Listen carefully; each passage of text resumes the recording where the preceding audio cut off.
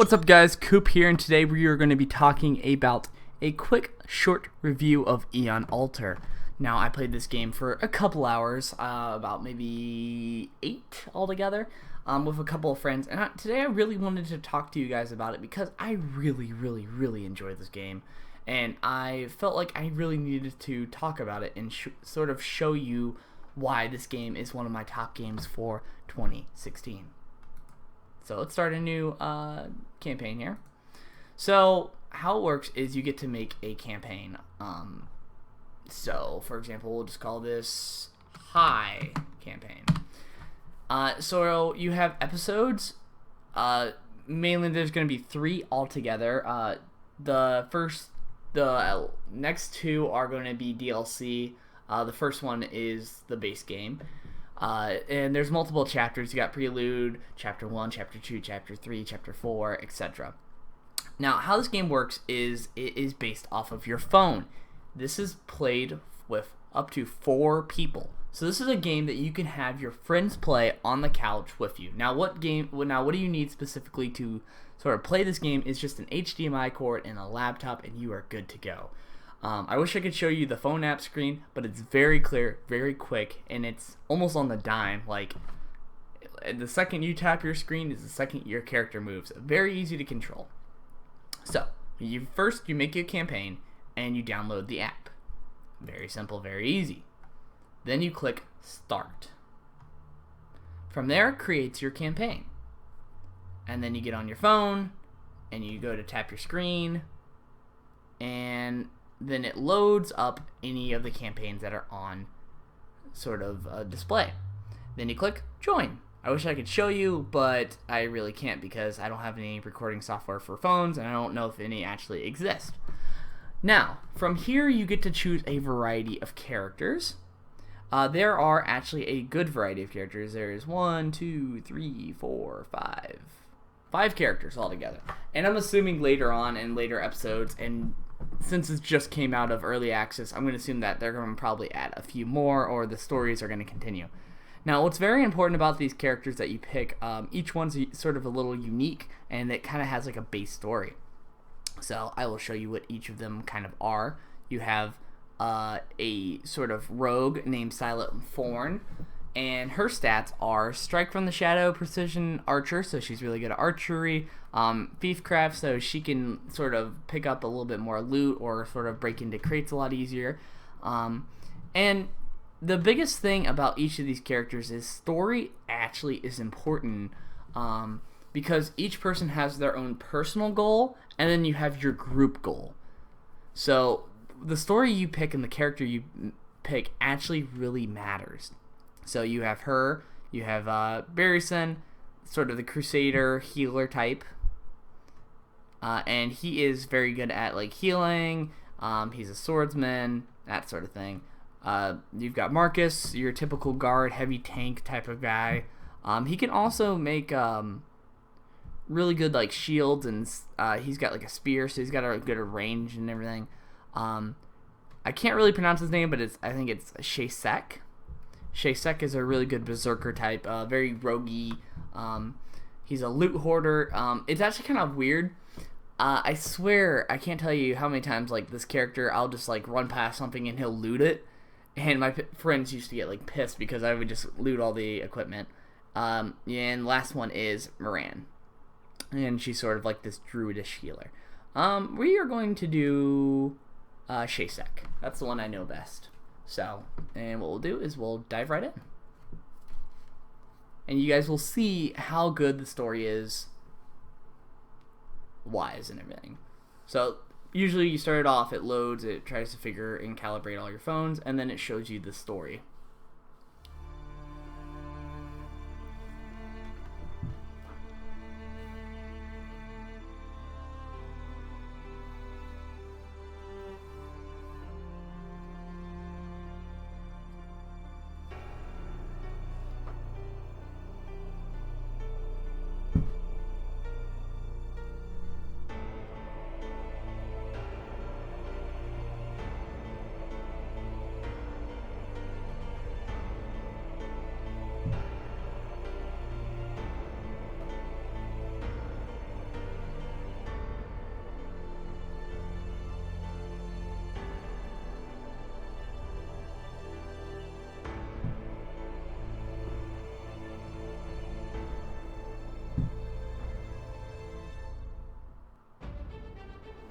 Some fight for justice.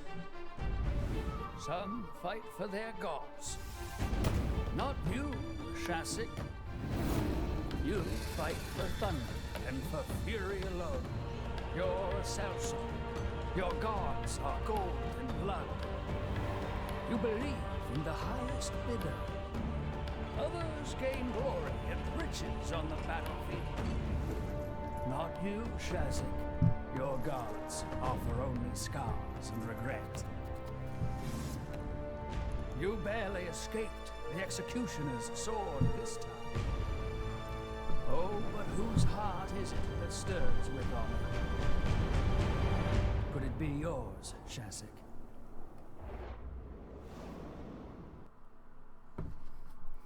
Alright, so we dive in, and now you get to see your character. And from here, you get to sort of develop your character. So on my screen, it says, up ahead is the entrance to the Tarnums Fortress. You hope to find the legendary treasure of Olivia's prize. Only claiming it will repay your debts and regain your freedom. So basically, you have this feature called Secret Thoughts, where your phone specifically tells you what you are thinking in this nice little square thing, and you get to choose kind of your choices and things that you care about. And then it sort of tells you, like, hey, this is your main goal. You're looking for this prize. Now, what's cool about this feature is certain characters have different views, or some of them are going for the same treasure you are. The Crusader, for example, is trying to banish the witch's treasure. Like, you are trying to get rid of any treasure that could be used by the witches, while Silent Thorn was looking for this witch treasure as well. So it kind of gives you this clashing view, and I feel like that's going to play on later on in further episodes. So now it gives you sort of this tutorial. How it works is there's a circle on your screen, and you just kind of like drag it over, and you let go. Simple. See? Easy. And from here, you can just kind of go like that. Now, you might be saying, oh man, this is going to be hard for combat. Not really. It's turn-based combat. So, and then to loot stuff, you just go over here, and boom, loot. And you just go over to this section over here. And we'll skip this sort of scene here, but...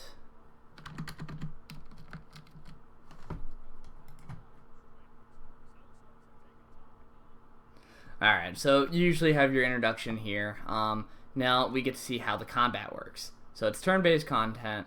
On your wheel, you have different moves and attacks. I really wish I could show you it, but sadly, what you do is you drag it over and you get to pick an attack. So we'll do this one. There you go. Now I'm going to show you an issue where the game kind of gets a little bit more deeper later on. So I'm going to drag my cursor over here, and I'm going to use this attack that attacks everything in front of me in a frontal cone. Now, as you can see, it blocked, but that guy could have gotten hurt from my attack. And that's where the game aspect kind of gets into the play. So I will just put my cursor over that, and I'll do my slash again. Oh look, see, I attacked my own people. This is where the game gets a little bit deeper. Now, because you can use cone attacks or fire blasts and things and accidentally hurt your men. And that's sort of what adds a little bit more flavor to the turn-based combat. Because the Berserker, for example, the one that I play, has many moves that can accidentally hurt people, such as whirlwinds, or I actually have an attack that it puts me in a blood frenzy, and I do my highest damage in it, but it attacks 2 random targets, which is anybody. Could be, my friendlies, or it could be my enemies. Now, also, there's a lot of gear, there's stats. It's kind of like a D&D game put into real-life perspective, which I really like. There's an upgrade system, and there's abilities. So that's why I kind of really like this game. There's lore, as you can see. I'm not going to get too deep into it, but some of the choices you do really do matter. And so we're going to walk over here real quick, and we're going to enter that. And now I get a thinking bubble. This is where you sort of develop a lot of your character, and you sort of think to yourself, and a lot of your private thoughts and a lot of your private mission goals pop up here. So my character, he's kind of an ignorant, very like thief type character, and he's saying, this meeting is a joke. Should you play along and get it over, or what should you do? So now you have this thing called Hear His Voice, where you get to sort of talk, and now you get these 2 important things. I could tell him, hey, I'm looking for this ancient treasure or I can keep it to myself and being like, I'm just kind of here, on a mission, etc. So this is very important because who you reveal your mission to can change stuff later on. So these Templars will know, hey, he's looking for this treasure, but we also want this treasure, so they could turn on me later down the line. So factions actually matter kind of in this game. They don't matter yet in the prelude, but later on it does. So I'm going to keep it to myself. I'm a thief. And my character says, I'm just an adventurer looking for fame and fortune, mainly fortune. And then he's saying, okay, you just talk to him, blah, blah, blah. And after that, you're good. And then from here is sort of one of the first different options in the game. Alright, it's showing me all my different stuff. That's cool. Now, from here you go to the gods. And this is where you first get to figure out differences between the characters. Such as, there's many different gods here. And depending on which god you go to, you'll get a different outcome. So I'll go here.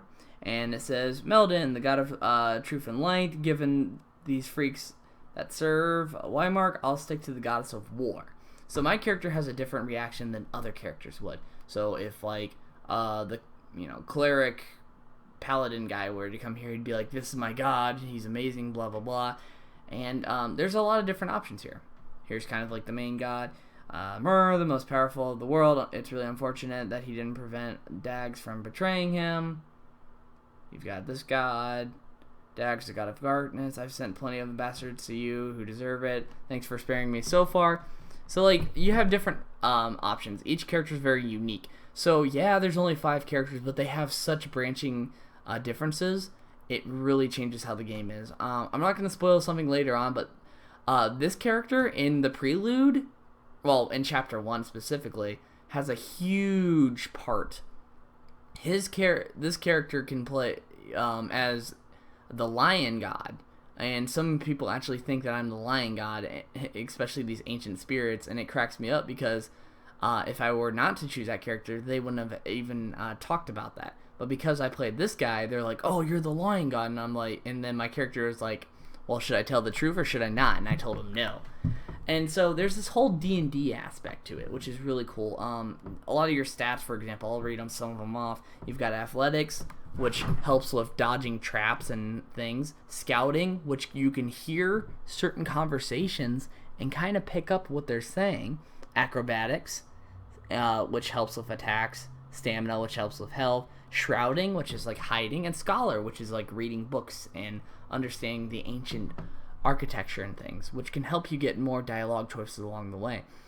So those are just some D&D stats right there. So this is like a D&D game almost, but like with pre-made characters that you could try out with all these different sort of stories and clashing things. This is why this is my game of 2016. I really think that you guys should all try it out. Just get an HDMI cord, hook your laptop up to a computer or your desktop, up to like a giant massive screen, and just play. It's awesome. It's so worth the journey. It's one player if you want, but it's way better when you have multiple players because you have a lot of different ideals, and you sort of can butt heads and be like, hey, screw you, I liked it, I'm going to take the treasure for myself, blah blah blah.